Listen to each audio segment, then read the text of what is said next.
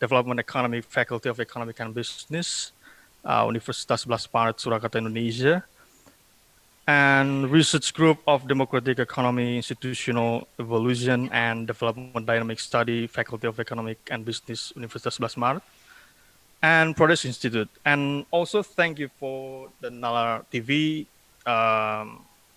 who has initiated this forum onto YouTube live streaming. So to begin this forum, we are pleased to have Dr. Bimo Rizky Samudro as the head of Department of Development Economic, FEBUNS, to deliver the opening remarks. Dr. Bimo, time is yours. Okay, thank you, Mas Khalid. Assalamualaikum warahmatullahi wabarakatuh. Salam sejahtera. Salam. And thank you, Dr. Prasis. Nice to meet you, and thank you for joining us, and welcome to this event. This event always discuss about the development of alternative thinking. Now the second part of our series, and now probably we hear from you, yes, sharing knowledge about especially state and political corruption, probably comparing among countries or in development countries and so on, probably. And thank you also for all participants and who have joined in this event. And now probably Mr. Mas Khalid, yeah, sorry, Mas Khalid will organize and manage this event in probably 2 hours. Yeah, in 2 hours probably. Yeah, Now, Mas Khalid, yeah. Until 4 p.m. 4 p.m. Okay. Now, Mas Khalid, time is yours to manage this event. Thank you very much. Assalamualaikum warahmatullahi wabarakatuh. Waalaikumsalam. Thank you for your opening remarks, Dr. Bimo. And so the next session is the main sessions for the speaker to deliver his materials. So before that presentations, we would like to introduce himself, Dr. Peter Bratsis. So Dr. Peter Bratsis, Associate Professor of Political Science at the City University of New York. His publications include the books Everyday Life and State, published in 2006, and Paradigm Lost, State Theory Considered, published 2002. And he is also an editor of the journal Situations Project of the Radical Imagination. His most recent publications is Political Corruption in the Age of Transnational Capitalism, from the Relative Autonomy of the State to White Man's Burden in Historical Materialism, in 2013. So,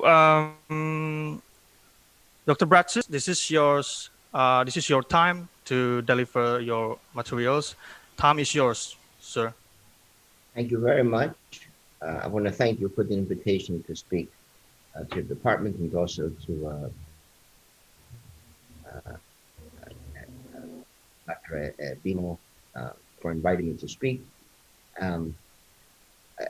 I think is a good idea, because I'm not sure, probably some things that I will present will be not the usual discussion on corruption, from the standpoint of economics or developmental economics.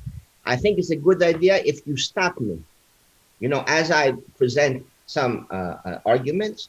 When something comes up that you think is worth exploring more, or it's not very clear, stop me, ask a question, and then we can. I think that's better than waiting until the end. Because I'm not sure what things might be unclear, or what might, strike some interest, from the standpoint of the kinds of questions that you're more concerned with. But that's to study the question of corruption, not because I was interested in corruption by and large, but because I was examining the production of the nation state. And how the division between public and private was produced. There are at least three distinct notions of corruption. The oldest idea, the classical idea of corruption that you find in Aristotle, all the way up to including Machiavelli, Niccolo Machiavelli. And still today you find it, but this is the oldest idea. Corruption it refers to a kind of decay or like a corrosion. Something becomes less good, less capable. So if someone has to think clearly, it was understood as a corruption. A kind of moral decay was understood as corruption. So it was a distinction between something that was good and something that was in itself bad or less good.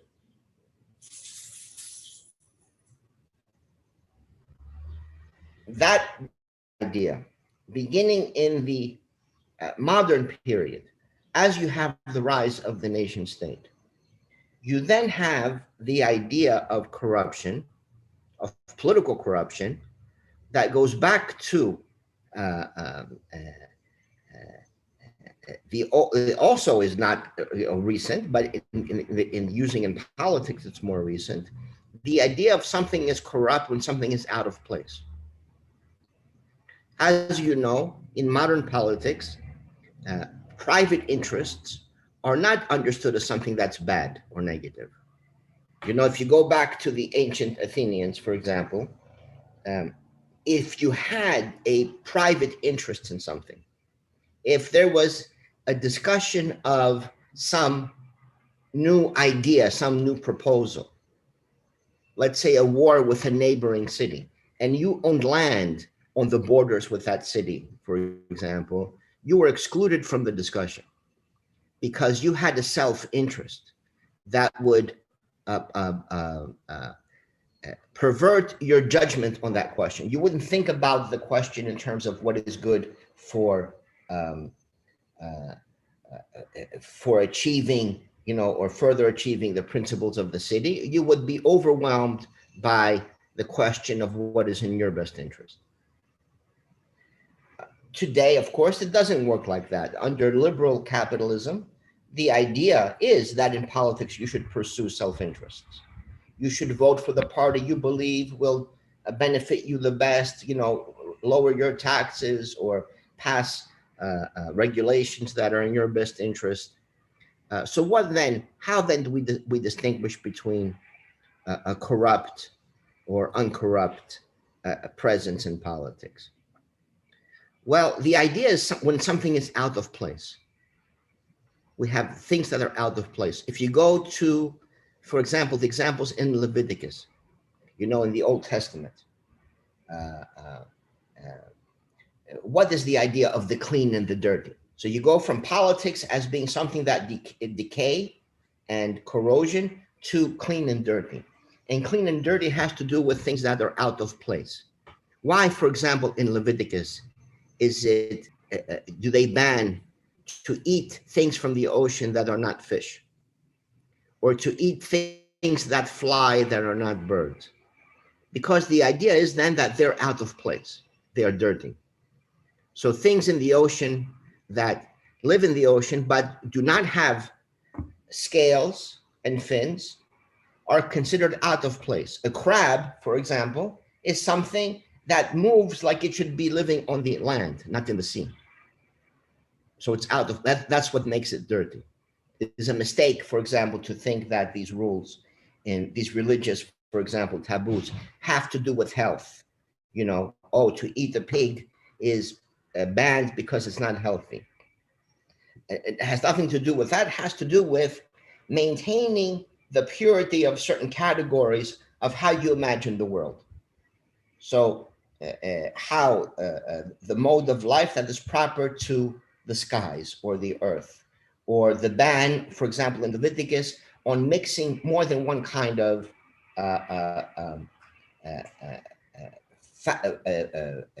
fabric to make clothes, or planting in the field more than one crop, is to be pure in terms of conforming to the category.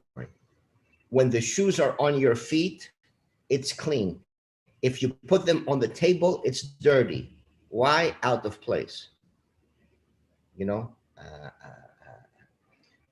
So the various rules then about corruption become rules about maintaining the purity of categories.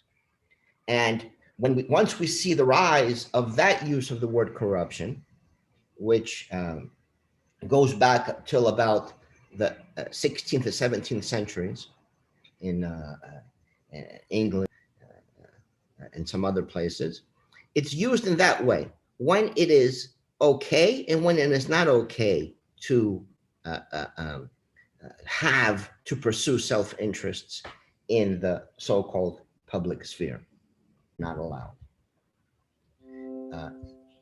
Again, the fundamental function is then to help maintain and reproduce the legitimacy of the regime, of political power, of that perceived separation that is constitutive of the nation state in liberal politics, of a divide between public and private interests, while at the same time maintaining the goodness of the private. That politics should be about the pursuit of private interests, but there will be certain rules and regulations to maintain the integrity of that categorization of social life as, on the one hand, public, or on the other hand, private. So the rise, and it's indicative to note, for example, that there is no country in the world, as far as I've been able to discover in my research, where there is a ban on corruption as such. Imagine a country, and it happened in Australia, and they changed that after a few years. Imagine a situation where there is a ban in the country on the pursuit of self-interests in the public sphere. It would be similar to banning politics as it's presently practiced. That anytime you participate in the political sphere, you cannot do it in the pursuit of self-interests, because if political corruption is often defined as private regarding within the public sphere, then almost all politics today is corrupt in that generic standpoint. So there is no general taboo or ban on public regarding within the public sphere. There are only particular things that are banned: nepotism, bribery, and even then it's explained. What would be a bribe? A bribe would be quid pro quo. I give you this if in exchange you promise to do this. If the United States, as you might know, there is a lot of money spent in political campaigns, politicking and so forth. And that is not understood as corruption, because unless it's quid pro quo, if I say to Joe Biden, I will give you $500,000 for your campaign, but if you win, you will pass a law to help me, that would be corruption. But if Joe Biden is given money for the campaign, and afterwards he pursues or he does something that benefits me, it's not a corruption. Why? It was not quid pro quo. It was not done explicitly with that intent. And there are rules that establish that, that say, you can give up to this amount of money, or the money that is given for campaign contributions cannot be used then by the candidate for personal expenses, can only be used to fund political campaigns. So there are all kinds of regulations and rules, again, functioning very much as in Leviticus, to maintain the purity and believability of those categories of public and private. So this then becomes really the dominant meaning of political corruption in modern societies up until about the middle of the 1990s. And the question of corruption was fundamentally a domestic or internal question, having to do with maintaining the legitimacy of the state. There was nothing in terms on the level of international politics. And also, in fact, of course, there was also the case of corruption being seen as something that at times may benefit economic development. Samuel Huntington, for example, in the 70s, said that corruption often greases the wheels of commerce and economic growth, and it was not seen as something in itself that was inherently negative or something that was a problem on the level of international societies. That changed in the early 1990s. And in fact, we had the development of then a third notion of corruption, which was not something that decays or becomes less good, not something that is out of place, but it's something that is not transparent, something that is opaque. And we had in 1993 the founding of the organization Transparency International, which probably many people know, because they're very active and do all kinds of publications and these kinds of things. Begun by initially people who were coming out of the World Bank. The founder of Transparency International was a World Bank official. And the idea there, of course, in terms of the push for transparency, was that economic growth is inhibited by opacity. That opaqueness is a hindrance to commerce and economic growth.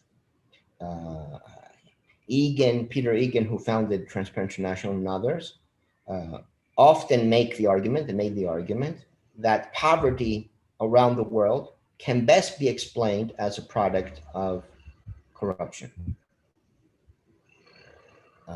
So this was a new idea, one that wasn't really of any consequence before the 1990s. And I would argue it emerged the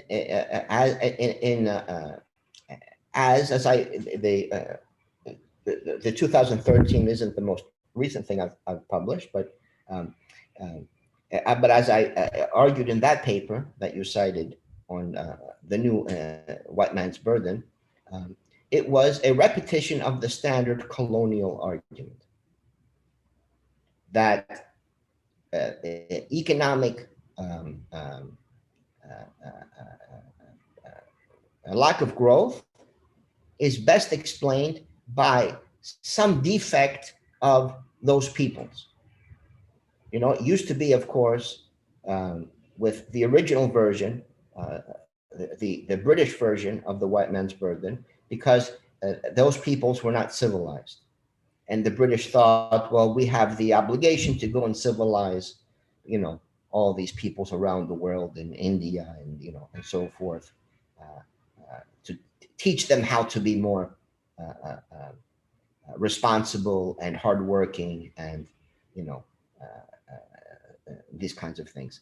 The new idea is not that there is a lack of civilization or some kind of a genetic or biological defect, right? That the non-whites are inferior biologically, but they're inferior culturally and institutionally because they, rather than pursuing the common interest, they pursue their own interests.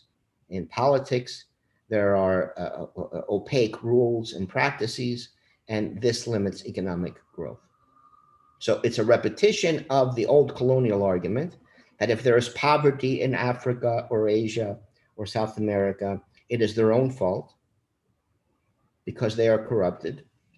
And it's surprisingly corruption, the focus on corruption, surprisingly, is of no help in explaining rates of growth.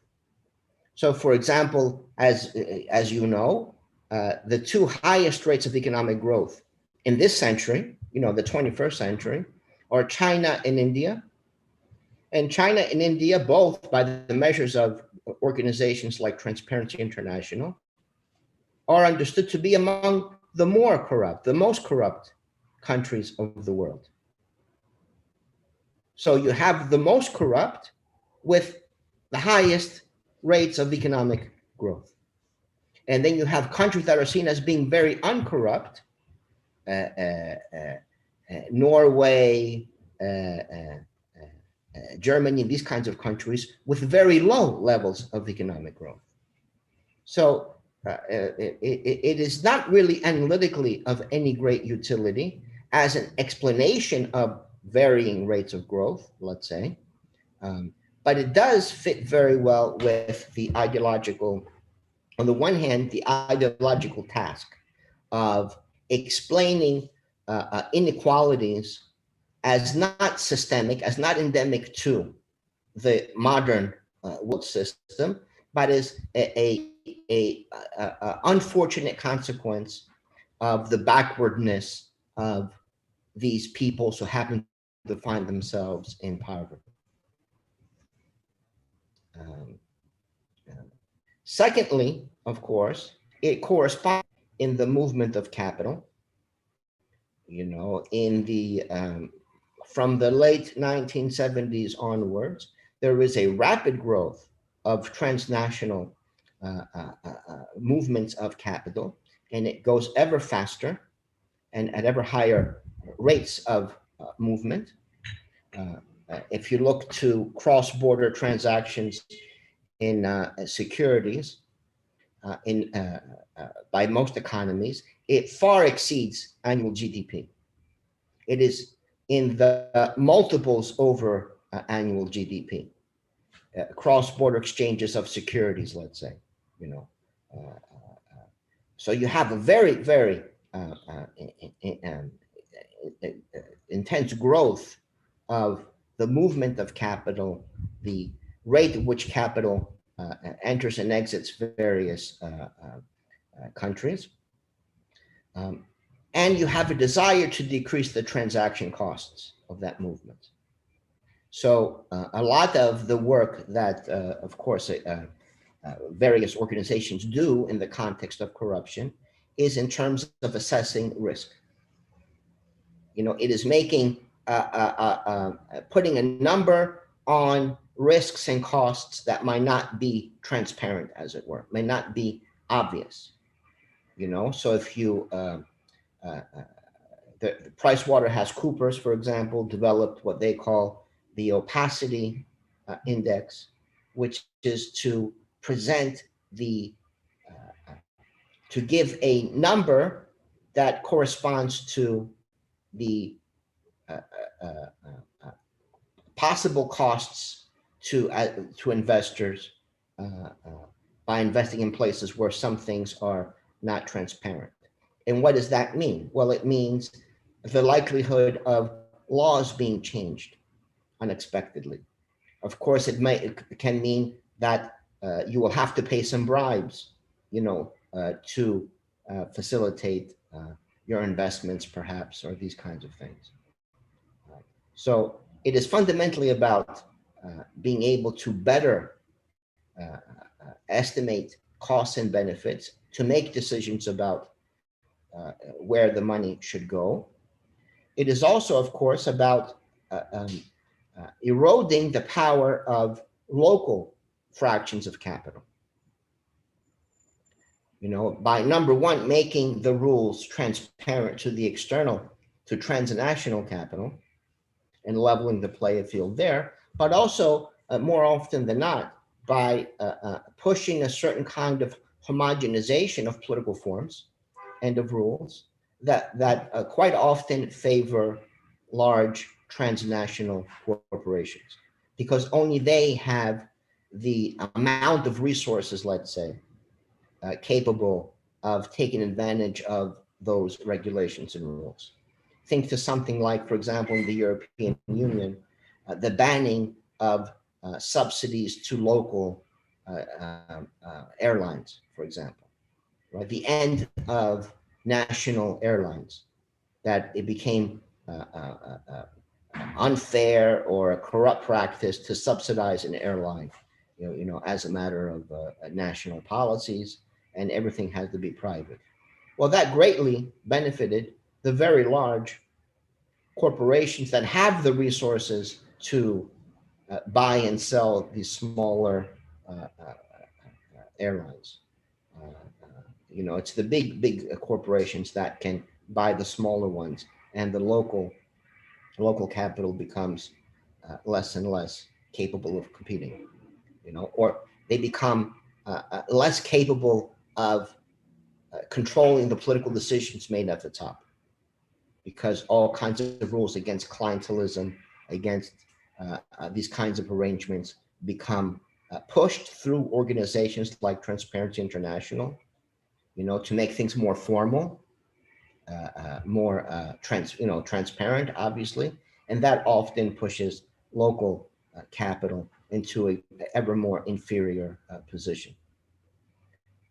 So it was, I think, a very clever move, very calculated to popularize this new idea of corruption as opacity, as a lack of transparency, because not only it works well ideologically, and as a way of explaining the relative inequalities of wealth and influence around the world, it also works very well as a tactic for pushing nation states around the world to homogenize their institutional forms, to make themselves more open to transnational capital, and for that transnational capital to become much more successful and much more capable of estimating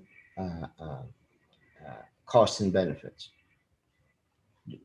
Should we take a pause here? Maybe people have some comments or questions. For everyone who wants to ask the questions now, please, or everyone who any questions for this chapter for Dr. Bratsis? I guess let you continue the materials, sir. Okay, all right. So I think is important to understand that there are these three notions, and oftentimes when someone uses the word corruption, they might be using it in a different way than maybe the idea that we assume. Sometimes they mean literally a kind of decay, and this is also important because the measures of corruption, or almost all of them, are surveys. So when Transparency International does its yearly, ranking of who is the most corrupt, the least corrupt, and so forth, this is simply a survey of individuals, of business people and academics and other kinds of so-called experts on what they perceive. It's a corruption perception index, what they perceive as being corruption. And that perception of corruption is not constant, let's say, in the fact that in different societies, in different countries, the word corruption sometimes is more narrow, sometimes is broader. In Greece, for example, they still use the word diaphora, which comes from also the ancient, but they would mean also as corrupted a politician who lies, let's say. Whereas in the United States, a politician who lies would not be branded quote unquote corrupt. They would be maybe something else, unethical, or but it would not be an example of corruption. Whereas here, so if you ask someone the question, how corrupt do you think the government is? In one country, they might consider people lying as being a corruption, whereas another they would not. you know, and it is literally, when it comes to uh, uh, all these surveys, from the standpoint of transnational capital, because they are literally the people who are being surveyed when they come up with these indexes. So it is not a quote unquote objective, let's say. It is fundamentally subjective. It is the index of the perception of corruption, which is, of course, of significance. And there, of all the old stereotypes, you see them, you know, come across all the time as to who are the kinds of peoples that they are likely to perceive as being corrupt, and so on. I think we have one Okay. question. Okay, Dr. Bratsis, this is there is questions for you from Fauzan. So let me tell you the questions. Does the I or similar NGO perpetuates the institutional form of colonialisms or widespread burden? Would such institutional arrangement and rules that serves transnational capitals be in favor of China's investors as opposed to Western ones? Yeah, I think there's no I don't know if there's any distinction between where the capital come from, you know, Western or Chinese or others, when these when these transformations happen, you know, it is from the transnational capital, which is by definition, you know, beyond these boundaries. Of course, we know that in contemporary capitalism, the contemporary world system, the United States and Western Europe um, have a, you know, a dominant position in terms of in many areas, but it's in the movement of capital. It's, you know, that things happen, and there, I think it's an open question in terms of, you know, the various national contributions to that amount of transnational capital. But it's colonialism, in both in terms of the ideology, that it explains inequalities by looking to defects in the people who are poor or who are less powerful. It's their fault. You know, there is a Susan Rose Ackerman, who maybe, you know, you've read or you've used in the past, because she's very well known in writing about corruption. You know, I find it to be really disgusting. You know, she has a book on Africa, and she asked the question: how can a continent so wealthy be so poor? You know, and there's no discussion, of course, of the colonization of Africa, of who owns the natural resources in Africa, you know, the mines and these things, and who was able to extract wealth in this way. Her explanation is it's the corruption of these local governments, of the political elites in Africa, that explains their poverty, just as Transparency International does. Uh, so this is really, I think, very much a repetition of the ideology of the white man's burden. That if there is poverty in these places of the world, it's not because of capitalism or our influence, it's because they are not capable of governing themselves properly, of working properly, whatever the case might be. And we should go there to civilize them. You know, Transparency International should go there and tell them what kind of governance they need in order to facilitate economic growth, and is amazingly successful, especially if, as I mentioned before, you note that in fact, you know, there is a great lack of correlation between the levels of perceived corruption and economic growth. Because again, some of the most quote unquote corrupt countries of the world have very high rates of economic growth, and some of the least uh, uh, perceived corrupt countries have very low levels of economic growth. They might be relatively wealthy, but they have very low rates of growth.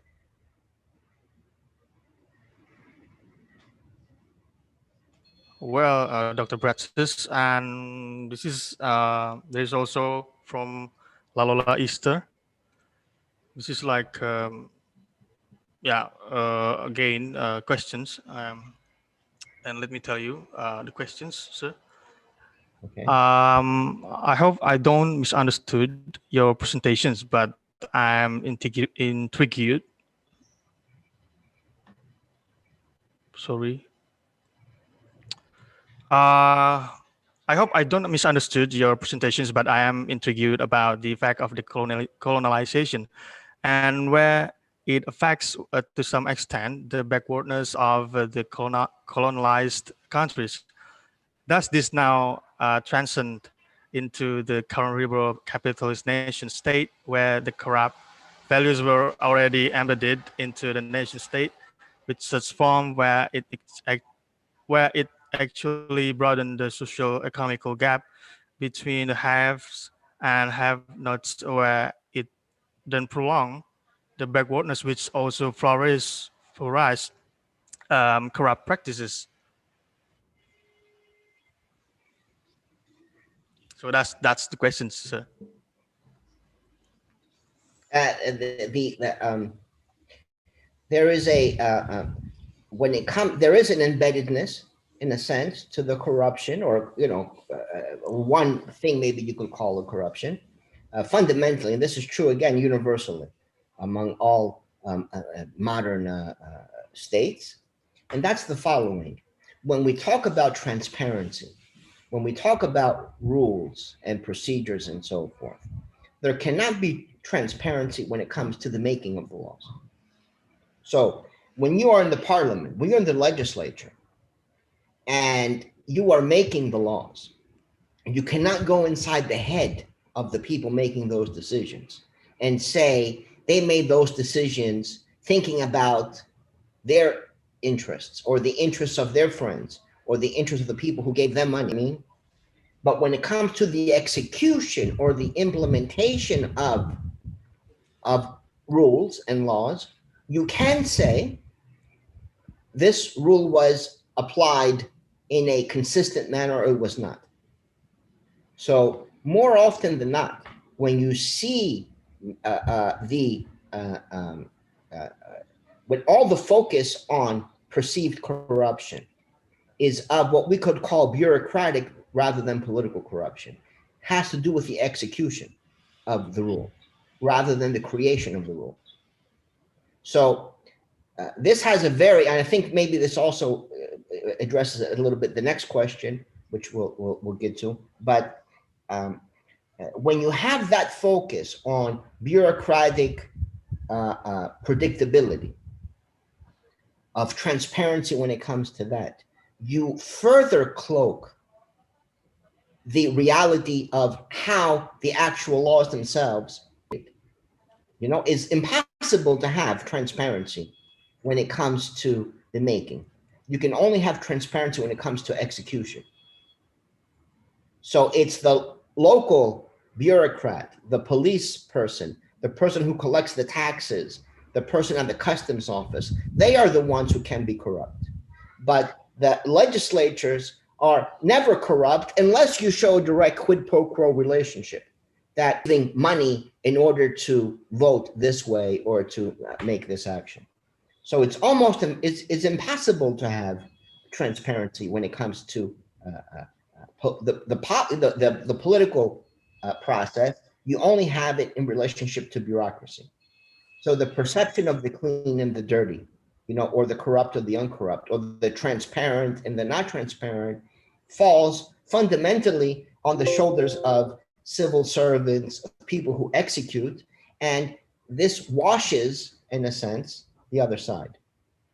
It's the state as if it not biased, as if it treated all interests equally, which of course it does not, but it might treat each individual similarly, within that machinery of the bureaucratic machinery of the state.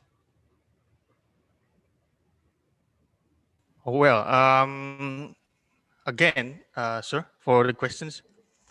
And from DC Guritno, In Indonesia, we have the Corruption Eradication Commissions, like KPK, which I personally think was formed as an independent institution. What if KPK or Corruption Eradication Commission Indonesia employees become? And to say that corruption exists because people aren't educated properly or have the wrong ideas in their head is already a mistake. Okay. Is already a mistake. Now, if there are criminal rules about certain practices, what is a corruption, what is not a corruption, and who should be prosecuted, and that prosecution is not independent, obviously, then this is a separate matter. But to say that corruption exists because people don't have the proper education, I think is fundamentally incorrect. And it's reproducing, again, the Western colonial viewpoint that corruption is a product of inferior institutions, inferior cultures, inferior peoples. Okay, well, there's a raise hand participants now from Agi Prima Yoga. Time is yours, Agi Prima Yoga. Please. Well, thank you, Khalid. Hello, Mr. Peter. Apologize in advance. I'm having a bad internet connection, so I didn't hear your entire presentation. But to me, the topic of discussion itself today is interesting.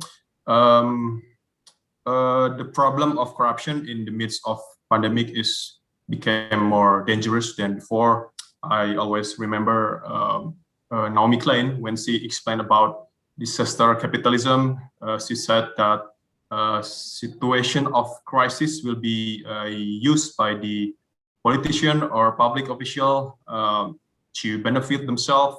And it is because in crisis, there will be weak supervision from citizen or public. So fraud and corruption practices will be rampant on these days. So talking about Indonesia, Indonesia are having bad situation in this crisis. So you mentioned about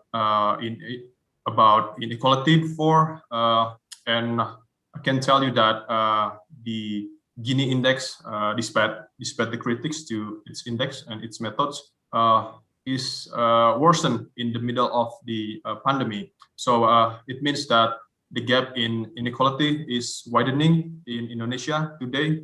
It was released by the Statistic Indonesia in March. So what I'm worried about is as inequality gets higher, which was already bad before, and it continues to worsen after the pandemic. The oligarchy will be getting stronger. So we have a story about the Corruption Eradication Commission, which was already mentioned before, and it was destroyed because of the oligarch interests. So some other legal products are also hijacked for the sake of oligarch interests, and it shows that the existence of oligarchy in Indonesia is very significant in Indonesia today. I even didn't dare to imagine what they would be in the next 2 or 3 years. So my question, perhaps that I want to hear from you the stories about or the stories from other countries. Is there any similar experience in compared to Indonesia? Then what are they doing? What are the citizen, academics, or activists do to solve the oligarch problem or the inequality problem? Thank you. First of all, the pandemic has allowed or enabled, again, the discourse And Donald Trump was a great example of that, of understanding the pandemic as, again, something out of place, calling it the Kung flu or the Chinese flu and so forth, as if it was the product of things coming from the outside, an impurity, right? Asians coming from the outside and corrupting the purity or the goodness of the United States, which is again a very common, kind of xenophobic, nationalist tendency, and probably you saw similar things, depending on the location, to not let people from this group in because they will bring disease with them. They are all sickly.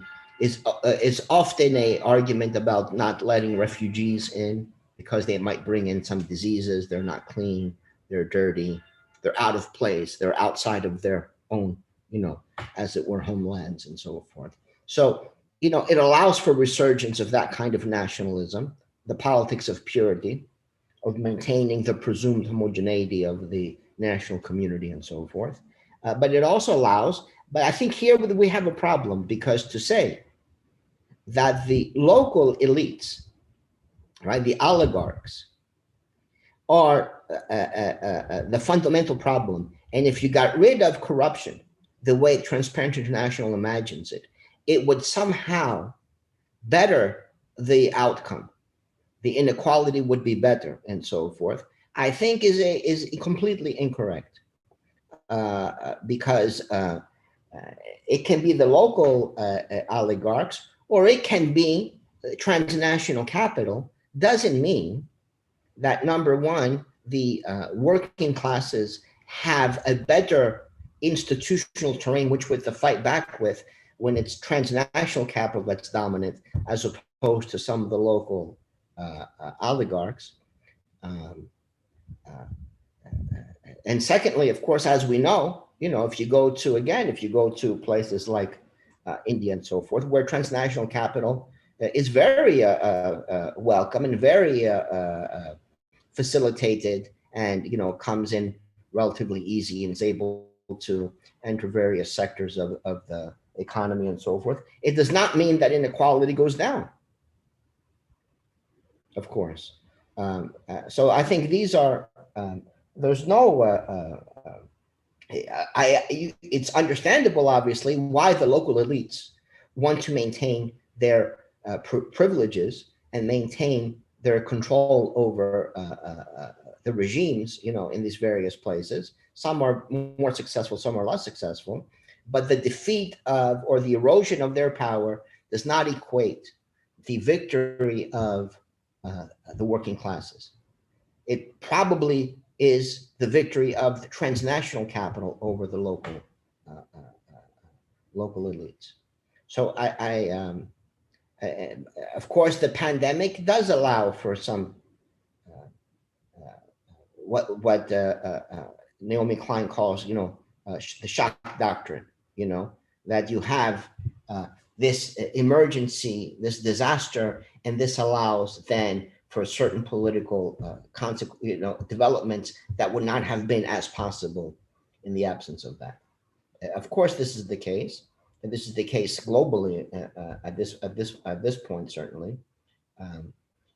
But I don't think, the increase or decrease of the inequality can be explained by that, the capacity of these local elites to maintain their position of dominance. Because even if they didn't, then you would have, transnational capital being more dominant, where the consequences may have been even worse, potentially.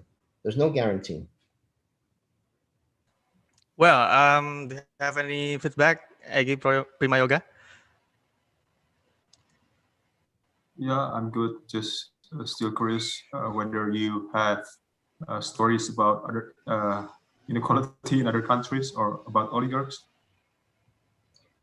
Again, I think the inequality is not a product of the particular fractions of capital that happen to be in control in various or happen to be dominant in various moments. It's deeper than that. And especially in a moment where capitalism proceeds by its constant movement. There is in the Marxist analysis or dependency theory and so forth, there is this notion of comprador capitalism or comprador capital. And the comprador bourgeoisie or comprador capitalism is not tied to place. Think of something like shipping. I said before, I'm in the pirate island and shipping and so forth. Shipping is by definition in movement. It has no vested interest in the development of this or that city or town or country. It is all in the movement. So it has little interest in developing internal markets, in increasing effective demand in Indonesia or in the Philippines or in other places. It doesn't matter. Who cares? Because the money is all in the movement. Now, in the old days, of course, the Fordist machinery, industrial production, and its reliance upon mass consumption did have vested interest in internal development. For the Ford Motor Company or General Motors and so forth, they did benefit from increased effective demand, the building of certain kind of infrastructure, and so forth. But now, when more and more of capital is like shipping, rather than like the old style automobile manufacturers or the old style industrial capitalism, there's more capital becomes ever more disembedded. And the country can be in decay or falling apart, and it doesn't really matter. As long as because it's making its money in the movement, and it will go there for 12 months or 8 months, and then it will move on somewhere else in this constant search for ever higher rates of profits and return. And it doesn't really matter if the long-term viability, let's say, of that place or of that economy or of that territory is being damaged or decreasing. So I think it's more the temporal character of contemporary capitalism, that everything is short run and everything is in the movement, in the movement, like an example of shipping, rather than in terms of a longer term embedded kind of capitalism where there is, they have also an interest to develop the internal markets, the internal infrastructures, and these kinds of things. I think that's much more an issue than whether it's a local or a not local elite. If anything else, the non-local elites is even less embedded. It's even less embedded in that territory, and has even less interest in developing things, internally. Well, the next question is from Adnan Husodo from the Indonesian Corruption Watch. So let me tell you the questions. Corruption in politics, perceived as a normal practice today, in some cases, politics from right-wing to left-wing group think in similar ways. Do you think this trend is globally occurs, and how it affects the public trust on democracy globally as well? And how then democracy systems should respond to this issue, especially when political institutions in many places is getting more corrupt today? So that's it. Yeah, I don't think we can say things get more or less corrupt, because, again, in contemporary politics, all of politics is about private regarding in the public sphere. Everything is that. So what makes one more that than the other? I don't know. But what we do have, as you say, from left to right and so forth, is the use of corruption discourse as an easy way to understand, and I think a bad way to understand. So many people understand that there are problems today, and the cause is corruption. Something is out of place, you know, and it's the left and the right.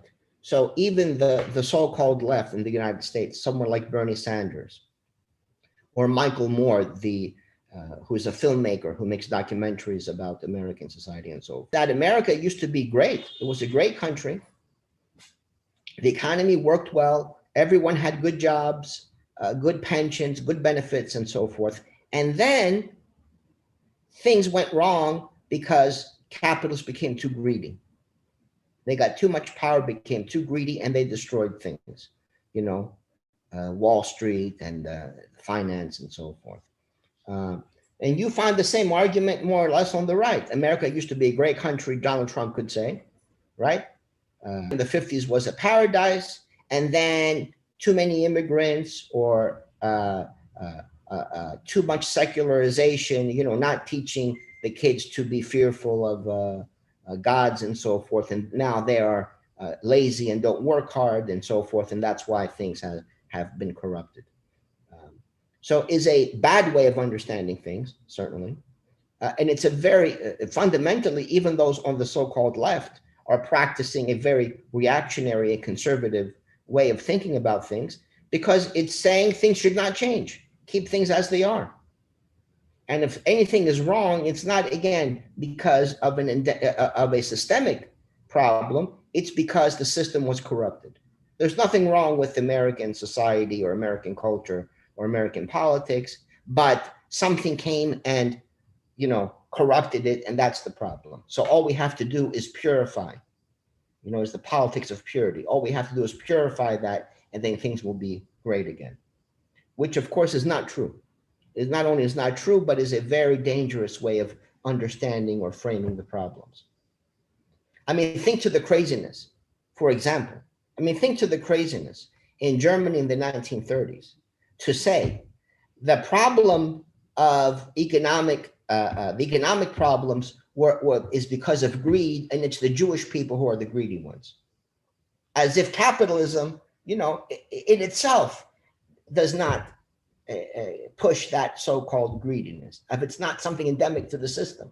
But you get rid of the Jewish people and suddenly capitalism will be harmonious and no greed and no conflict, and everyone will be in perfect harmony with each other. Is, of course, is a crazy idea, is a wrong idea, with oftentimes disastrous consequences. Well, there is also the questions from Agi Primayoga. Any opinion to the political movement in Greece, as Syriza or other political parties, for example, are they already on the right track in dealing with corruption on transnational capitalism? Please. Well, Syriza is no longer the government. You know, they lost the elections 2 years ago. I don't think much changed in terms of, they may have been a bit better than the old parties because they didn't have these clientelist networks, you know, their patrons that they have to satisfy when they're in power. They might have been better, better as managers, let's say, of capitalism, or as legitimizers of state power. But I don't think it's of any consequence one way or the other. And certainly they were not capable. You know, one of their arguments was that they would fund various social programs by collecting taxes that were owed. Because many people had not paid their, you know, big corporations and big money people to pay for the things. And of course, they were not able to do that as well, you know, to increase the effectiveness of the tax collection and so forth. So it's a problem, and it's a problem in Greece in particular because the Greek economy has the highest level of in the world, in the entire world, of self-employment. Over 30% of the Greek labor market is self-employed, which is by far the highest of the world. By far. By contrast, countries like France and Germany have often about 5%. So this is a very high level of self-employment. And, if you are a plumber or a taxi driver in Athens or anywhere else, you have, it's easier to not disclose all of your income. If I have a problem, you come to my house to do work for me and I pay you cash, it's easy not to disclose that money. Whereas if you're working as an employee, you can't hide the money, right? They pay you when they pay you, and that money is reported to the government, and they keep the taxes and so forth. So there was often the idea that the Greeks are especially corrupt because they don't like to pay taxes and so forth, which is not true, of course. It's not some kind of a cultural thing that the Greeks are particularly adverse to paying taxes and so forth. Had to do with that unusual dimension of the labor market, that so many are self-employed. And if you have a small restaurant, you can, hide or, a lot of the money and not pay taxes on it. And also the fact that a lot of the big industries in Greece, like shipping, are, like I said before, this comprador in the movement. So how can you tax them? How can you tax the ship owners? You don't know how much money they make. You don't know where the money is. It's in the Cayman Islands, it's in Panama, it's in the city of London and so forth. And, and if you try to, impose some kind of unusually high tax on them or try to do something, they can move. They don't care whether their offices are in Athens or in London or in New York or in Tokyo or whatever, they can move. So, it's hard to for the state to impose itself to get the tax, and it doesn't matter if it's Syriza or another regime. Well, Dr. Bratsis, there's also the questions from Dr. Bimo. As far as you learn about the Marxian perspective, what is the essence of the Marxist thought to eliminate corruption? Is there any special essence in the Marxian perspective that investigate about it? Thank you. Marx did not really, write about corruption, or it's not. It's a new set of questions. Really, you do have corruption in the kind of classical sense that people talk about. The French Revolution. You have, the idea. What do those who want neither terror, or virtue want? They want corruption. In corruption, in a sense, when we talk about the corruption of the human virtue, human essence, there you can talk about, of course, Marxism, because if to be human is number one, to be free, to be autonomous, to not be a slave. Marx, of course, talks about wage slaves, as employees, as people who, we are dependent upon the employers for our well-being and our existence. And we are not in control of our time. We're not in control of our, how we spend our time, or, when we work and when we don't work and so forth. We're completely servile to the marketplace. So that's a kind of corruption, obviously, in line with the old ideas. But it's not about contemporary discussions about corruption as this idea of lack of transparency or these kinds of things. Well, thank you, Dr. Bratsis. And if you have any feedback, please directly giving the feedback to Dr. Bratsis for everyone. And well, there is a raised hand from participant Lalola Easter. Please turn on your video. Okay, thank you. Okay, hold on a second. Thank you, Mas Halid. Yeah, I only have a follow-up question for Mr. Bratsis. In regards to your previous statement about purifying, like the current political systems is no longer pure, then how can we quote unquote purify the political system that we are living right now if the current political system is already so reek of politicians or policymakers' self-interest? Thank you. I don't think it's possible. First of all, I'm not in favor of purity. I think the focus on purity is a reactionary one, to be pure.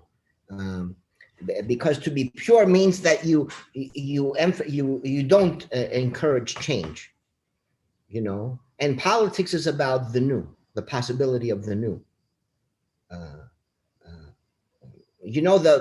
The idea of politics itself is very important because in many societies, perhaps most societies in history, there is a hiding of who makes the laws, who makes the rules, who creates the society.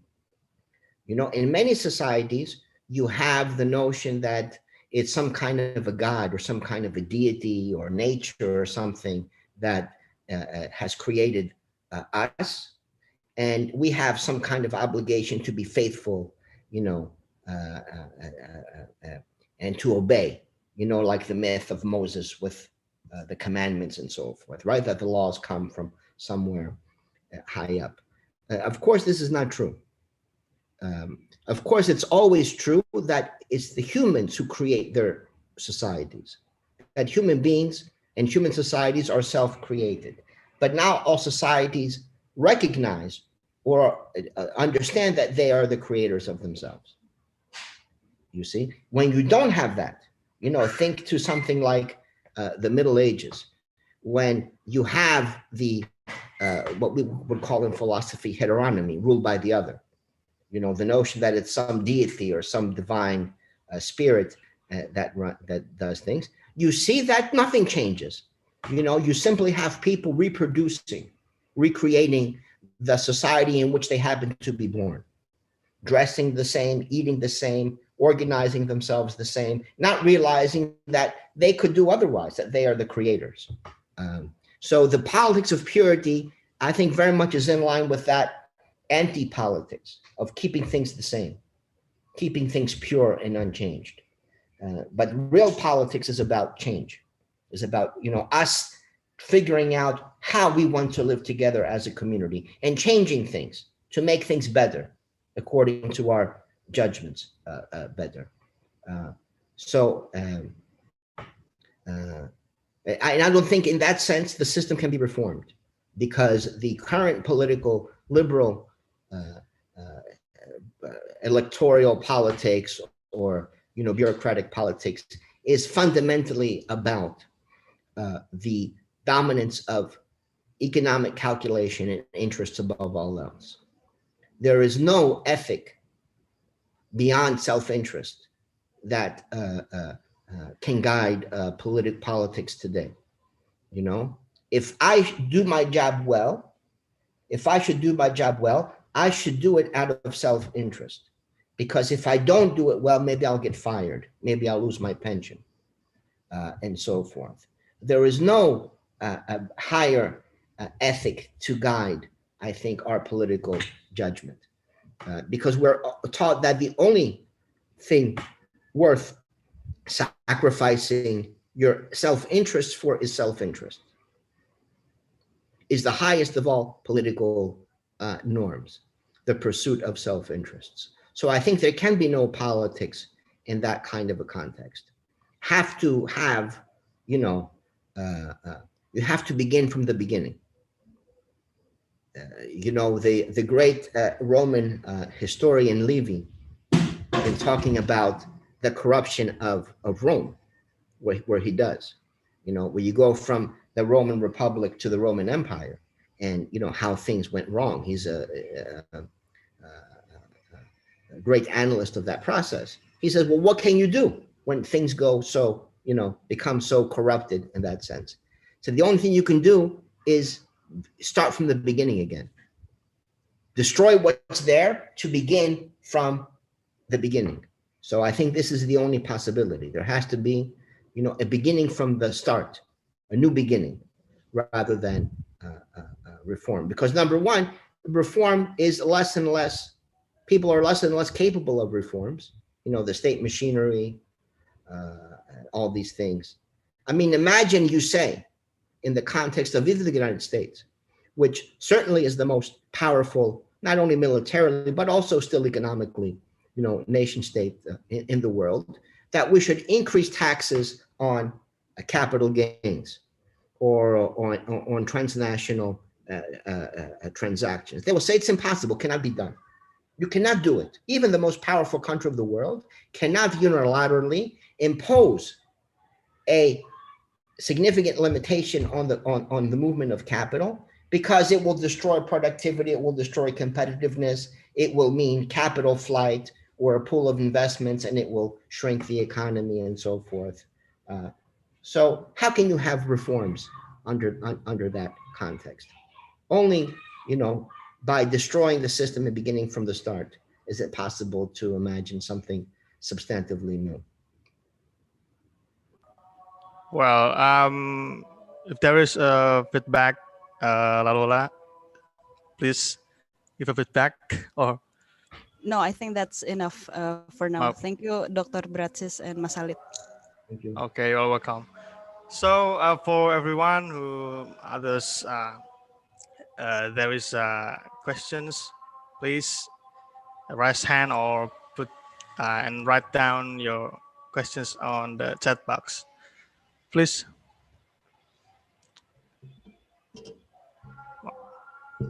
Well, if there is no questions, so I guess I want to make you, Dr. Bratsis, to define or redefine these conditions, actually pandemic. So because you mentioned before in your paper, namely political corruptions under transnational capitalism, a Marxist view. So I read that the paper. So you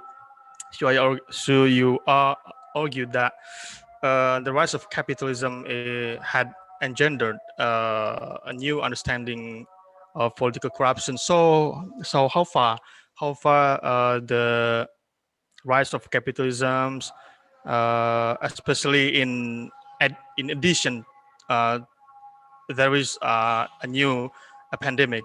So COVID-19, this is a new pandemic, and so how far the changing or the new understanding. So, thank you. I don't think the pandemic has changed the idea of corruption or the dominant notions of corruption. If anything, we see how dominant they are in political discourse and understanding. Many people, for example, don't take or against being vaccinated. I don't know what the situation is in Indonesia, but in Greece and the United States, there are many who are against being vaccinated because they see it as a corruption, that they're being corrupted. They are being injected with a microchip to, control them somehow, or, they are, some very religious people think it's an attempt to, it's a kind of satanic thing, or, it's corrupting the purity of their physical person and so forth, which of course is completely ridiculous. They're already completely controlled, by the system in various ways. There's no need to put something in them to control them. It's not as if, we're on the cusp of revolution and they have to find some ways of, getting people under control. They're already completely docile and completely in control. But there is this fantasy that, it's about them wanting to control us, to lock us up, to put something in our bodies that will allow them to monitor us and do all these things. When, of course, already we have the phones and so forth. They can already do that very well. There's no need for any of this. But it's against this irrationality, this very unfortunate focus on purity and keeping things pure and unchanged. Is everywhere, even in terms of, let's say, things like culture and food. The idea that people have today that cultures can be appropriated, can be taken and transformed, and they lose their purity and so forth, is really ridiculous, because of course all cultures are by default impure. You know, different influences coexist, and things are changed and transformed, and you know, tastes changed, and the way people dress change, and the way people eat change, and so forth. And that's universal. There's no pure culture. You know, there's no culture that is detached and uninfluenced by, you know, other cultures and other peoples. But it's a very reactionary, very right-wing tendency to think in these terms of purity, and also when it comes to then things like vaccines and, you know, new regimes for controlling the pandemic. Well, so if we what is it, walk in the previous your argument about the political corruption, you mentioned about what is it, the I mean that talking about the state. You mentioned about on your paper, so the contradictions of the state. So how do you think about the state of contradiction of state? Is that true or illusions? So I guess that. Yeah, I mean, one of the contradictions, of course, is that what the state says is common to us is interests, right? The common good, the common interest. Whereas, in fact, when it comes to interests, we don't share the interests. We have, right, very often, very antagonistic interests. So there is the myth, let's say, of the homogeneous body politic, right? That we exist in the modern world as two kinds of individuals. On the one hand, we are private individuals with our personal interests and affiliations and friendships and so forth. On the other hand, we exist as members of the body politic. And in that sense, we are one with our fellow citizens, one with the nation. Of course, the problem is that when it comes to the oneness, the presumed oneness, there is no set of interests that ties us all together. Always it's problematic. So when it comes to that side of us, it's always an abstract unity, right? You know, the many who are the one, you know, the people. So symbolically, we might think of ourselves as being one in civil society, as it were, you know, in the context of our actual day-to-day activities and all the rest. We exist as competitors, you know, in these antagonistic relations and so forth. So the rules about corruption, you know, when it comes to the nation state, are about minimizing that gap, you know, making it so that, like I said before, when you go to the bureaucracy, you are treated indifferently, you know, so you're not treated in terms of your concrete individuality. You're treated as abstracted members of the body politic. You can be young or old, sick or healthy, and the state bureaucracies will treat you equally. You still have to wait in line. You still have to, you know, pay the fine. You still have to do this. You still have to do that. So it helps cover over that unbridgeable gap between the representation of interests and the reality of the fact that we, as actual, you know, concrete individuals in this society, do not. We coexist because we share the same place, but we don't share the same interests. When it comes to interest, we are on oftentimes, as I said, very antagonistic positions.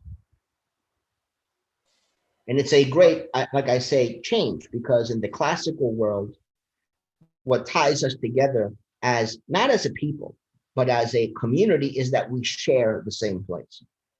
We live together in the same city. It's the living together that is the issue, not that we share interests. It's not on the level of interest that we are together, but in terms of we live as a group. We create ourselves as a collective. Well, and so if we look at the state of the state threats, I mean, if you look at the streams in the Marxist scholars, there are three kinds of the Marxist spectrum: instrumental, structuralist, and also, I mean, in the post-Marxist. So I would like to mention this I mean, the organizational realisms. You know that organizational realisms that some politicians or some bureaucrats can, I mean, change the threats. Sometimes they have to become antagonisms or protagonists. So I mean, so is that true or relevant now about the organizational realism's methods about thinking about the state in today's society? Yeah, what I say is, in a sense, beyond these divisions, but of course, it's true that in Marxist political theory and Marxist theories of the state, there are different ways of conceptualizing what the state is, how political power works. And as you say, one tradition is the so-called instrumentalist tradition, which understands political power as something imminent to the state institutions. And the question of its class character becomes a matter of the class affiliations, or the ideas in the head of the people who are at the top of those institutions.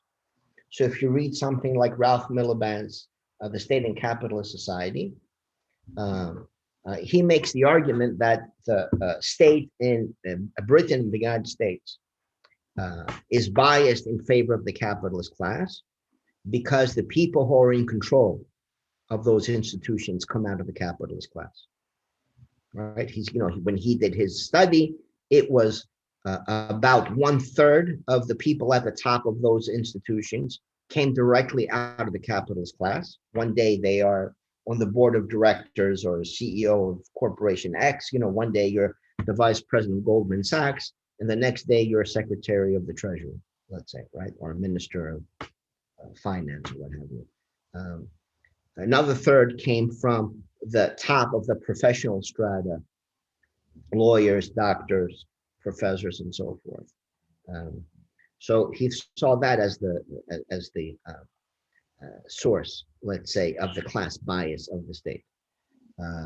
The other tradition, I think you referred to the structuralist tradition, did not see that as the cause, but rather the effect of the bias of the state. If you think, let me put it this way, if you think too, the famous line in the manifesto of the Communist Party, Marx and Engels, that the state is nothing but the executive committee of the bourgeoisie. You can think of the executive committee as a kind of, as the representatives of the bourgeoisie, right? They do the bidding of the bourgeoisie, or you can see it in the sense that they are the organizational body that brings together the bourgeoisie. So the structuralist position is the latter, right? The structuralists see that in capitalism, capitalists, when it comes to the economic moment, are disorganized. They're competitors, they're enemies. They occupy different sectors within the economy, and they're oftentimes in conflict with each other. So the argument is that what the state does is facilitate the bringing together the organization of the capitalist class, and to facilitate the expanded reproduction of capitalist relations. So the fact that capitalists happen to be in many positions within the state is not so much the cause, but is a symptom of, or an effect of, how the state functions to bring together and organize the capitalist class, and then to disorganize the working classes, to individualize them, to separate them from each other, and to make their organizations less capable and so forth. That's another tradition within Marxist theories of the state. But what I talk about is in some ways beyond that, because I'm talking about, well, how do you come up with the ubiquity of thinking about social life, categorizing social life into public and private moments, public and private spheres, especially when the public is nowhere to be found, in the sense of sets of interests that are common to us all, that bind us all together. It's a kind of fetishistic public. We pretend as if there is this public, and it's made more believable in part because of all these rules about corruption, or all these rules that make it so that the bureaucracy treats you indifferently, as if you were the same with everyone else. So it's a very poor, a very formal kind of equality, or a public, let's say, presence. And if you read, for example, in Marx's younger works, on the Jewish question, very much there, I think we see many of these ideas, on how human rights, let's say, are used to basically limit us to this kind of egotistical life in civil society, rather than having political power, to be active as citizens in making and unmaking and remaking our societies. We are the right to property and the right to liberty and so forth are more about being able to enjoy your property without limitations from the outside, rather than having some genuine and authentic political existence. So I think we're still in that kind of, that kind of bourgeois model of the public exists as a kind of fetishistic category, and really all we have is private interests in conflict, in competition with each other. Well, thank you, Dr. Bratsis. Anyone, if you have any questions, please directly deliver to us, and you can put on your chat box. Please, everyone. Any questions here? So I guess yeah, the some of the participants come from the anti-corruption activists, and okay, yeah, you can ask from Indonesian, for Indonesian language, Pak Adnan Husodo. So they should be angry with me, should be more angry with what I say and attack my arguments. Yes. Anti-corruption. Yes. Everyone can deliver from Indonesian language, and I have to translate that. Okay. Please, everyone.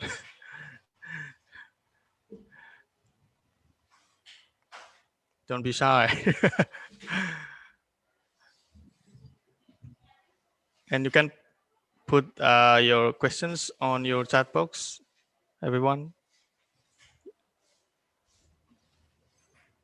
So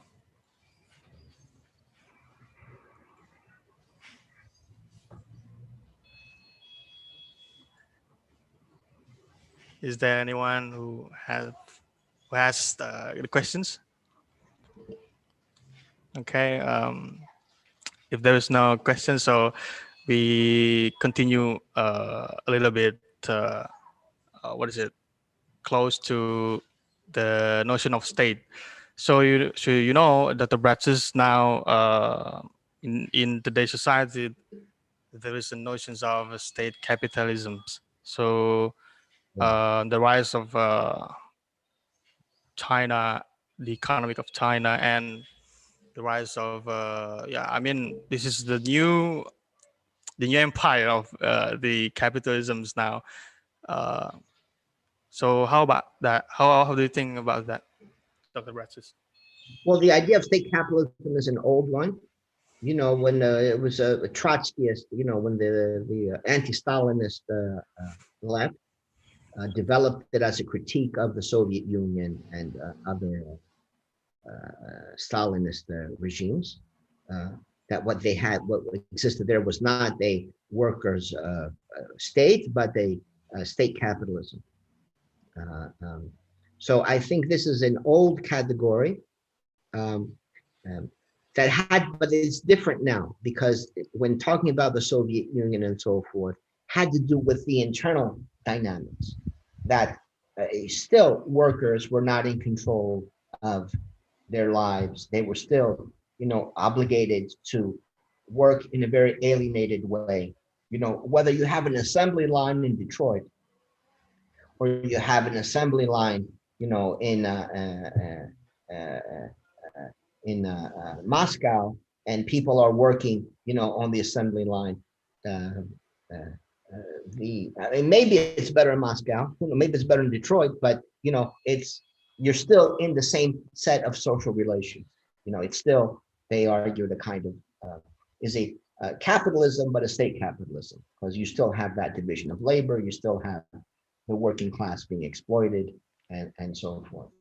The problem now is well beyond that, because now the question becomes, you know, the Chinese, let's say, model, or the model from Singapore and so forth, of a kind of a authoritarian capitalism that globally becomes very successful. It's not just internally the kind of characteristics, the way production is organized and the way control is established.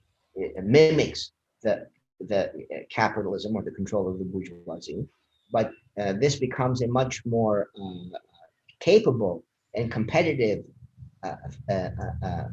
version of capitalism compared to other regimes. And I think even, you know, the authoritarian nature of the regime in China makes it extremely competitive, and can do all kinds of things that places like the United States find it impossible to do. To make decisions about infrastructure and put a lot of money into those kinds of things. You know, you go to the United States and the system is, you know, you go to the subways and it's horrible. You go to the trains are slow and old and falling apart. Why? You know, well, in some sense, you know, capitalists are too powerful.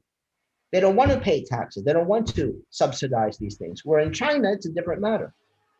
You know, you have authoritarian regime, and they can impose with little chance to resist a certain strategy for the future, certain kind of accumulation strategy for how to grow the economy, how to develop, and so forth. So this is even a more a dangerous kind of thing, because it's pointing that, you know, there used to be an argument that capitalism has all kinds of problems, but, you know, it's the best we have at the moment because it encourages some kind of liberal regime, you know, rights and liberties and freedoms. There are certain kinds of an openness and civil liberties that come with capitalism that make the negative side of things bearable, you know, or worth putting up with, to have some of those positives. But now I think, you know, the Chinese model serves as an example for most, and most regimes, it's true in Greece, it's true in the United States, it's true in Britain and so forth, become more and more authoritarian, more and more authoritarian. That the future is China, the future is not Norway or Canada and so forth. It seems, that's one possibility. That is the kind of authoritarian capitalism that is the most competitive, the most dominant. That's the model to be followed. Okay, well, So it's beyond state capitalism, in a sense, because that's an old thing, but it's even worse because globally it becomes the dominant model.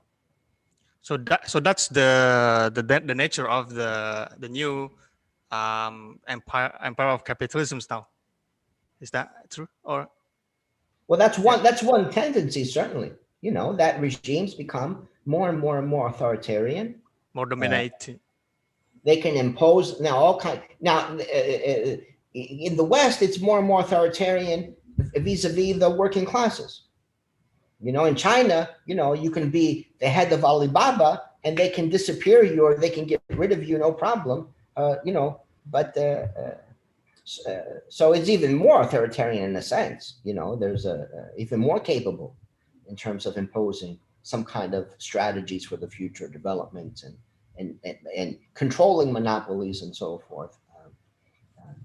But everywhere, I think the tendency is to become more authoritarian, not less. Not less. Well, okay. There is a questions on the chat box from Irfan Mangkunegara. Thank you. As Tuana Kota said, corruption follow where the money is.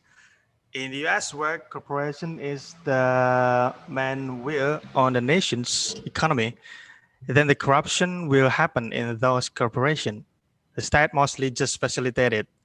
On the other hand, country like Indonesia, where the government is the main wheel, the economy through the government spending, the corruption is mostly happening in the government. What do you think about it? Well, first of all, in all countries of the world, the state is able to command, let's say, or appropriate a very large portion of economic activity. It's not only Indonesia, of course, even the United States. And there is probably, we could say, there is a fraction of capital that is productive only because it's able to establish a very close relationship to state bureaucracies or state programs. Think to how much money is made in the United States, for example, by all these companies that do work that create, that build the arms, for the military, is a huge industry,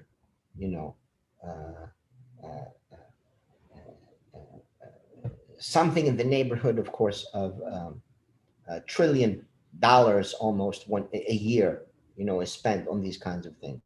So it's a huge thing. Think to things like when they have military excursions in places like Afghanistan, Iraq, and so forth. How much of that is done by private contractors, security, privatized military, and so forth. Very large amounts. So it's not only, I think, Indonesia. There is a lot of money to be made through having access to the state machinery. But again, this is something that I would say, again, is universal. It's not meaningful to say one country is more corrupted than the other, because in all of these situations, you can be in China, or you can be in the United States, or you can be in Indonesia or Australia or wherever, and this is going to be the case, that there is a fraction of capital, or is a fraction of the capitalist class that is able to extract value or extract profits by virtue of its having close ties or close relations with the state. And I'm less interested in the petty things, that you gave a bribe to the police and thus they didn't give you a ticket, they allowed you to leave. Of course, from our standpoint is a problem. When you live in the society and the police abuse you it's a problem. But this is what I would call bureaucratic corruption rather than political corruption, because it's not that the rules are made in a corrupted way; it's that they're being administered in a so-called corrupted way, and that's easier at least to identify and to try to regulate. It's the corruption at the top that is the much more problematic, and as I said, I think impossible to eliminate and regulate as societies are presently created. You have to begin. Well, thank you, Dr. Praxis. Do you have any feedback, Irfan Mangkunegara? So you can raise hand and turn on your microphone. Indonesia language is okay. Okay, thank you for your time. I would like to lead this discussion because in Indonesia, most economic activity is led by the government through government spending. So the corruption, like we know in most of Indonesian case, it starts with the government. It happened in the government. Well, in the U.S., the corruption is started by the corporation. You know, like things like Supreme Mortgage or something, or anything else. It is led by the corporation. So I think it is mostly important to know where to start to improve, where to start to improve or minimize the corruption in the chance of corruption in this kind of countries, I think. Yeah, first is the question whether that would be considered a corruption. If the subprime lending, let's say, fiasco, it was not a corruption in the sense that it was not something that is understood as out of place. Because like I said before, corruption is usually understood as a private to public anomaly, right? You have a public to private transaction that is out of the norm. You gave a bribe. Someone did a favor for you because you know them and they're in a political office and they did a favor for you. When it's a corporation, and a corporation A, either breaks the law, or B, doesn't break the law, but they do things in a way to make more money in the short run, or to try to take advantage of some situation in the markets, it's not typically considered a corruption. You know what I mean? Even something like Arthur Andersen, the accounting firm that famously was found to be guilty of fraud and so forth because they cooked the books for Enron in the early 2000s and were falsifying the accounting records and so forth. Who, by the way, both of them were contributors to Transparency International. Both Arthur Andersen, the accounting firm, and Enron, the energy trading firm, that were both then, disbanded. They were closed because they were so fraudulent and so forth. Both of them were contributors in terms of money, giving money to Transparency International. But I think that would not typically be understood as corruption because it's not a public to private transaction. You can call it, or I might call it, corruption because we think they are not following through on what they should do. That's not what typically people would perceive as corruption. You see, but my point before was whether the public sector is 40% or 45% or 55% of GDP, it doesn't change the fact that there is a hell of a lot of money to be made, by these corporations that are able to have access to, or some kind of privileged access to, these public funds. and it's always, it is true in Indonesia, but doesn't mean it's not true in the United States or and it's not only in Indonesia where the public sector is the majority of GDP. It's also true here in Greece, it's true in France, it's true in many places. Okay, well, thank you. And anyone a feedback from Irfan Mangkunagara? Yeah, I mean, subprime mortgage cannot have subprime mortgage case cannot happen without the government regulations who push the economy through the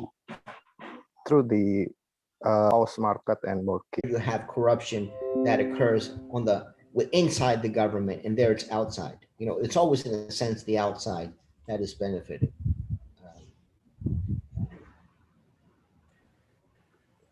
Okay. And that again, yeah. a more universal tendency.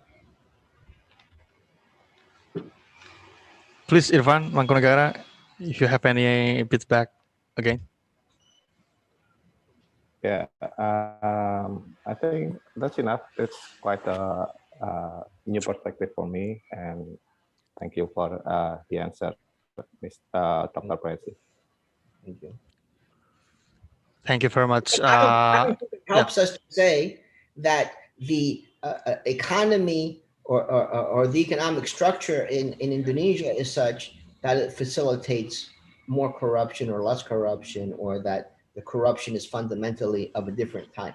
I think in all these cases, what is called the corruption is, either we talk about a lack of transparency, or we talk about this pathological presence of the private within the public.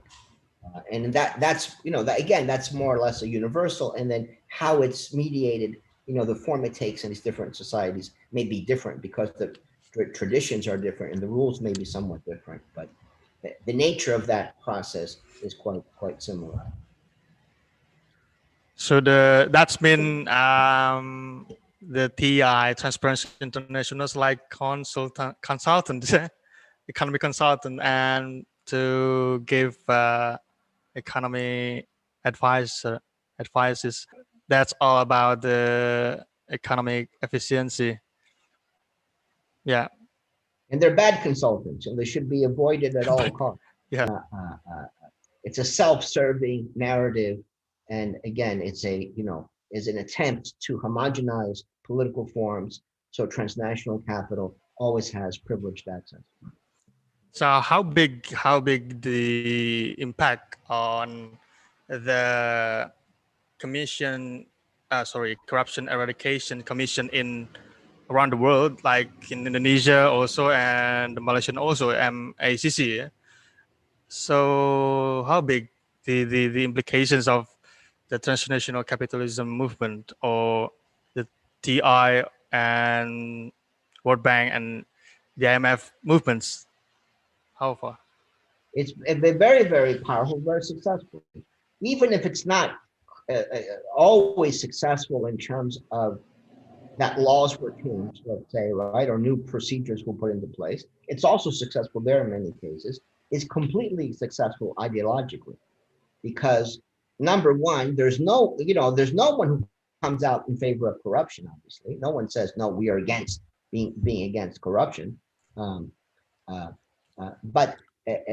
it's become now universal that a lack of development or internal problems become understood as a consequence of corruption. So even if there is not some kind of systemic transformation of state institutions or procedures and so forth, it's still the case that people in all of these different countries around the world see their problems more and more as a product of corruption. So on the level of ideas, I think it has become very, and that's why I say it's a very, very destructive and dangerous development, because is akin in a sense to saying, for the, in the previous version of the white man's burden, that the problem the problem is that people have a cultural or a biological inferiority, and of course they are poor because we are not as capable as these other cultures or these other peoples in terms of working or in terms of economic organization and the rest. So it's a very, very problematic development. And again, it's amazing how successful it has become, because even on their own terms, in terms of saying a lack of corruption decreases economic growth, that's such a untrue, even empirically, it's so easy to see that the patterns are not that, and the patterns are often the opposite. It's not to say that you don't also have many examples of high levels of perceived corruption and low levels of economic growth, but you also have the opposite. So Yep. it's hard to see why it is that people are so quick to take those arguments and reproduce them and take them as being valid arguments. Well, as very briefly, Dr. Bratsis, for my feedback about that. So you know that the post-development theory and prominence, give notions about that, about the IMF, the World Bank, and so on movements. I guess related to the transnational capitalism. It is right or wrong? Or what do you think about that? The post-development theory, like you said this is the new colonialization era, or Yes. something like that. Yes, this is a new form of the colonial viewpoint. Because the old, in terms of at least the Western colonialism, the first was Christianity, right? That colonialism was justified to spread Christianity to these poor people who did not know Jesus. Then it was the white man's burden, in the sense that we have to civilize these people. That the British and the others had an obligation to civilize these lesser peoples around the world, and now it's to eliminate corruption, to make them less corrupt. So it's very much a parallel to that. But secondly, of course, this question of development itself is extremely problematic, because it is understood in a very limited way, in a very economistic way, in terms of economic growth. And especially in the context of climate change and the problems that we face today, of course, the focus should be on the opposite of degrowth, in a sense, of transforming, of always having the emphasis to expand and grow economic activity, because you have there's a limit to that, because the earth is finite. There are only so many natural resources. There's only so much you can do before you begin destroying the environment within which we live. And it's also, it's a form of, when in Greece, for example, to give an illustration, because of the debt crisis and the austerity policies that were imposed upon Greece, you had, between 2010 and 2015, the largest peacetime reduction of GDP in recorded history. The economy shrank by something close to 30%, 20 something percent, 28, 27, 29, something like that. So it was a very significant, in wartime can be bigger, but in a non-war sense, we've lost our autonomy to decide for ourselves what kind of society we want to live in, because the judge of what is a good government or a bad government, or a good policy or a bad policy, is economic growth. A good policy or a good education or a good thing encourages employment, encourages growth, and a bad one is the opposite. So there's no, doesn't leave any room for political autonomy, for political activity. We all become slaves to market principles. I would say the question of many things about the peculiar nature of our societies. We as political theorists or as economists have a lot to learn from corruption, because it shows us many important elements about our societies that aren't visible otherwise, like these some of the things I've discussed today, you know. So for me, corruption is interesting, not because I'm interested in corruption per se, but because of how it allows us to see many things about our societies that otherwise are hidden or not obvious. Well, thank you very much, Dr. Bratsis, for your time, and thank you for everyone who joining us today. So this is very interesting conversations, and thank you for our friends from ICW. See it. Well, thank you. So, okay. Yeah. Thank you very much. I can't to from sorry. Uh, 3, 2, 1. Marxism perspective, and this is something that also something taboo in Indonesia today. So I think we really great to have this kind of invitation from Mas Khalid and our colleague from UNS, and thank you again, Peter, to give this kind of or to provide this kind of insight for us, and we wait for another discussion that will be arranged by UNS in the near future. Thank you. Great. Thank you, Pak Adnan, for your comment. And I give one participants to deliver again the comments of this session. If anyone, I guess from academicians or yeah, or academician or from activists too. It's problem. It's not problem. Okay, I guess. Okay, I would like to directly, I said, pick your voice from the Laloa Easter, yeah, from ICW2.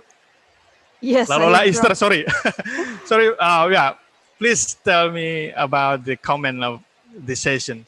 Please give.